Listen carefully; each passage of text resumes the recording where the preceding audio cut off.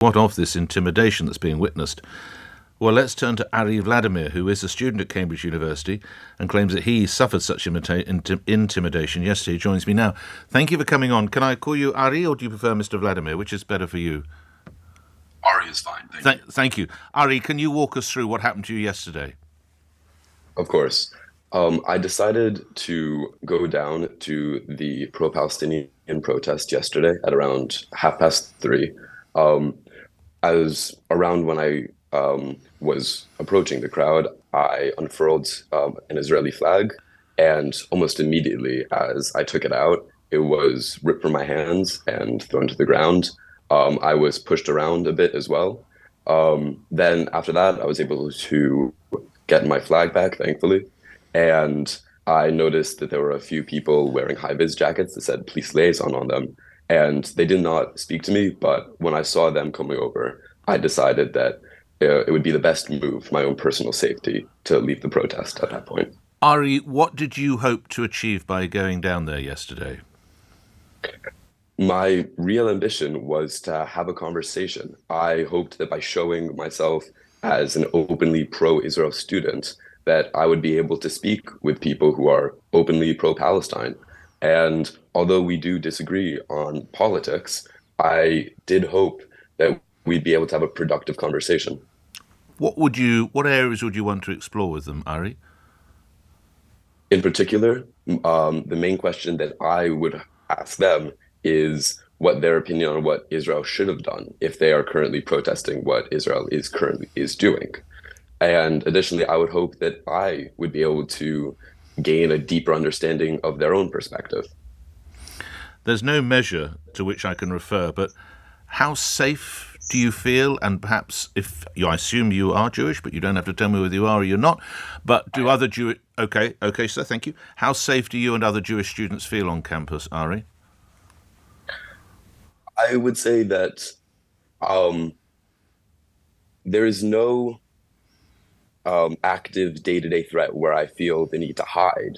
It's not reached that level, of course, but there is certainly an atmosphere surrounding the university that is not particularly welcoming to Jewish students. In particular, my first name is Hebrew in origin, and whenever I introduce myself and people ask, "Oh, what kind of name is that?" I always have to go through a mental debate in which I say, do I admit that I'm Jewish? Am I going to be open with my identity here? Finally, do you support the students' right to peaceful protest? Of course. I fully support their right to protest. I support the right to the freedom of expression, just as much as I support my own right to counter-protest and to express my own opinions, that although they run in counter to theirs, we are both expressing our rights. Will you go again? I believe I will. I think next time I will take a sign that expresses my views perhaps a bit more openly, just to hopefully have a better chance at having a conversation, because that really is my goal. I just want to talk to the pro-Palestinian protesters, and I hope that they're willing to talk to me. Sorry, final question, and there's no reason on earth you should know this, Ari, but I'm just looking at photographs of the protesters at Cambridge. All the tents are exactly the same colour, exactly the same design, as if they've been supplied by someone. It's not one would normally expect at, say, Glastonbury or any other festival where there's blue tents and green tents and red tents. Do we know where they came from? They're all the same tent. I do not know where they came from, but I have noticed on social media pictures, and I did note that they're all the exact same make and model, which confused me a bit, but I do not know. No, well, you and I are not tent experts. You look after yourself, young man. Thank you for your time this morning. Good luck with your studies, and obviously good luck with feeling safe on campus. Ari Vladimir is the Cambridge University student who did face intimidation. Let's turn to Ash Sarkar, who's contributing editor at Novara Media. Now, I know Ash well enough to know that she will not support any level of intimidation. But Ash, what are university bosses, chancellors, vice-chancellors to do to ensure there's no intimidation of students? Morning to you. Good morning. Well, the first thing that I want to make very clear is that I'm not speaking on behalf of the protests. I'm an old lady in her 30s. I've been on a university campus for a long time. But I think that universities have to balance two things. One is the fact that people do have the right to freedom of expression. People do expect universities to be politicized spaces in which debates and protests happen. That's a part of the university experience. And also making sure that there isn't intimidation. In the words of your previous guest, Ari, no day-to-day active threat. Now, it seems to me that they're broadly getting that right. Of course, in some cases, there'll be confrontations, and what you want to do is manage that to make sure that that doesn't become actively violent in any way. And it seems to me that in the UK, they're managing that quite well. Of course, what happened over in the States when one of the protest encampments was attacked by pro-Israel protesters, what you saw there was a complete failure both of university security and local policing. Should academics get involved? I think that as long as academics aren't in breach of their code of conduct, they obviously have the right to political expression. Now, I haven't been involved in these encampments, but back in 2010, I was involved in the student protests against tuition fees. And academics came and participated in the occupation. They delivered lectures there. And that was part of a really vibrant intellectual environment. And I know because I listened to your show, you're someone who's very, very in favour of open debate, free speech on campuses. You've been very concerned about limiting free speech.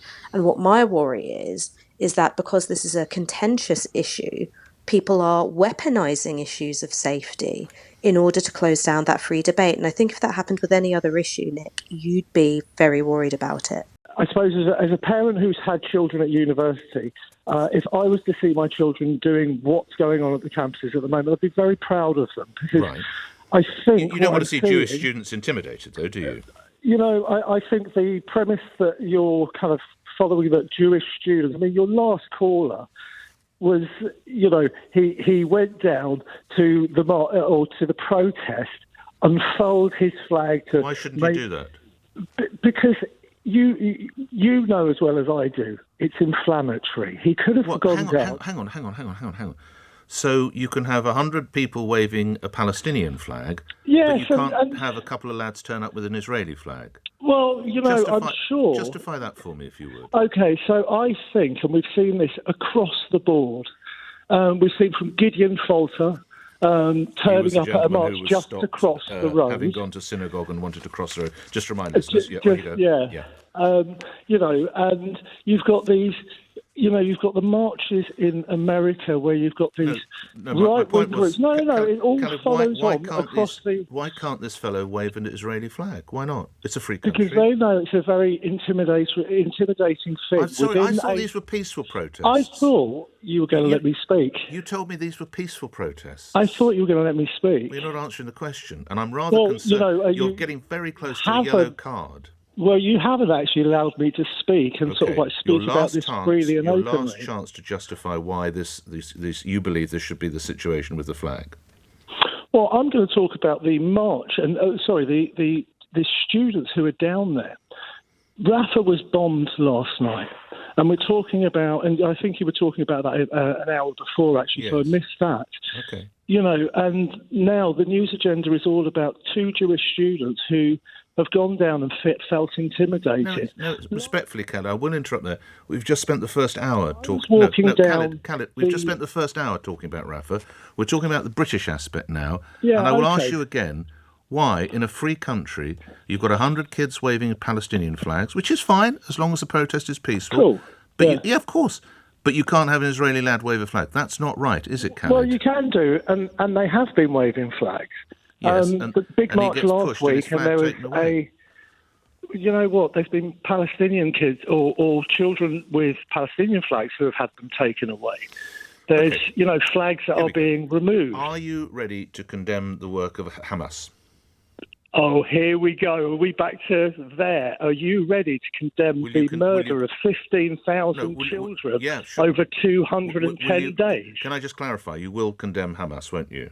Oh, I'm not even going to go into that. That's a red card, because I offered you two opportunities. You're sent off. Do listen to other presenters. Listen to whoever you like on this station. In fact, I'd urge you, but I don't want to ever catch you listening to me again. And if I do, there will be serious consequences, because you're banned from listening. Okay? You are banned. You had every opportunity. Good morning. I've called you after 6 to save some money. Yeah, good man. Well done. It was 6 p.m. in the old days, but anyway, go on. I think that if I was a Jewish student, or any other student for that matter, who is prevented from going to class, intimidated or met with threats of violence, I would consider a class action with others to sue the university and sue any individual student who's not allowing me to go, because you pay your tuition fees. They have a contract to supply your education. If they aren't doing that and you're being threatened with any form of violence, then I think that's the way forward. And I'm sorry, but it doesn't matter whether you're Jewish, it doesn't matter whatever religion you are, no one should be intimidated by anywhere in the world, let alone a place of education where you're trying to do your best. You should be integrated with other students and have sensible discussions. Well said, Nigel. Thank you. Leon Watford says you're banned from listening. Utterly hilarious. What an utter joke Fat Ferrari has become. Do keep him coming. Karen in Mill Hill. You must be proud. You've got a son at Cambridge. Is that right? Yes, Nick, I have. I'm very proud. Well, congratulations. What's he reading? He's reading history.